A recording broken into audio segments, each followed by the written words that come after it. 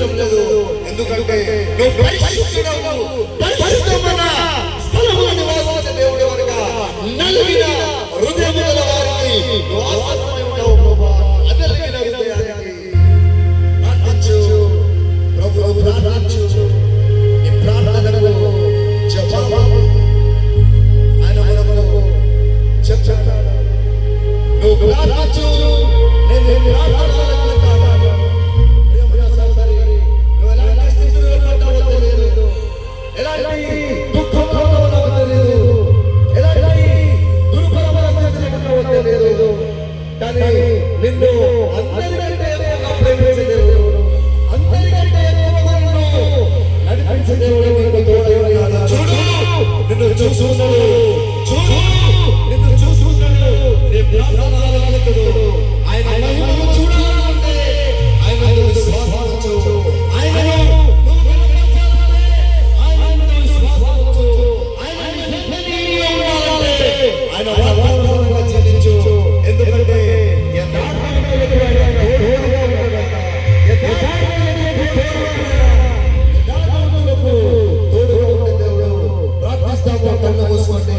ప్రేమగల తండ్రి, పరిశుద్ధుడా, మహోన్నతుడా, నీకు స్తోత్రాలు ప్రభువా. అయ్యా, నువ్వు రాజ్యము, నువ్వు ప్రభువా సమీపించరాని తేజస్సులో వాసము చేసే దేవుడవు. ప్రేమగల తండ్రి, ప్రేమామయుడవు ప్రభువా, కనపరిచే దేవుడవు, బలపరిచే దేవుడు, నడిపించే దేవుడు కనుక నీకు స్తోత్రాలు.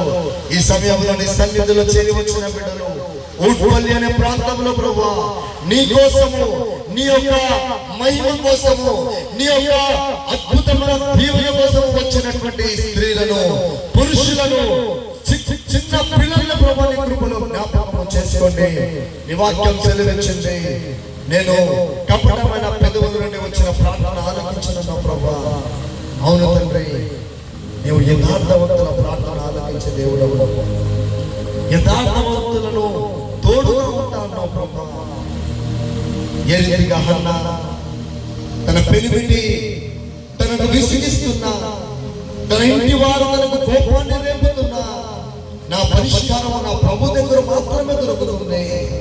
నాకు నా ఇరుగు పొరుగు వారు కాదు, నా బంధుమిత్రులు కాదు, నా చుట్టాలు కాదు, నా స్నేహితులు కాదు, కానీ అందరికంటే ఎక్కువగా ప్రేమించే నా దేవుడు నన్ను కాపాడుతాడు.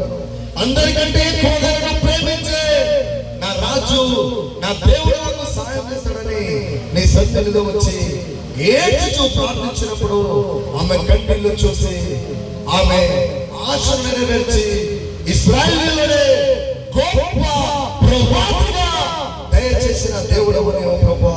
అయితే అలాంటి ప్రార్థన ఎవరైనా చేస్తున్నారా ప్రభువా? అన్నలాంటి ప్రార్థన ఎవరైనా ప్రార్థిస్తున్నారా? అయితే అలాంటి ప్రార్థనకు జవాబిచ్చే దేవుడు కనుక నీకు స్తోత్రాలు ప్రభు. ప్రేమగల తండ్రి, మేము మా దురాభిలాషను, దురాలోచనలను మేము అవి పొందుకోవడానికి ప్రార్థిస్తున్నామని నీ వాక్యం సెలవిచ్చింది. అలాంటి ప్రార్థన మీరు ఎన్ని చేసినా అవి జవాబు రాదు ప్రభువా. అవును తండ్రి, కానీ ఒక సుందరి నిన్ను ప్రార్థించడానికి వచ్చినప్పుడు పాపి అయిన నన్ను కరుణించు ప్రభువా అని ప్రార్థించినప్పుడు తన ప్రార్థన ఆలకించు. ఇక్కడ ప్రార్థిస్తున్నటువంటి ప్రతి స్త్రీని, ప్రతి పురుషుని ప్రభువా, వాళ్ళ జీవితంలో ప్రభువా గొప్ప ఆశీర్వాదములు, గొప్ప ఆత్మను ప్రభువా మీరు దయచేసి నీ కృపలో జ్ఞాపకము చేసుకోండి. ఊట్పల్లి అనే ప్రాంతంలో అనేకులకు దీవెనకరంగా ఉండడానికి సాయం చేయండి.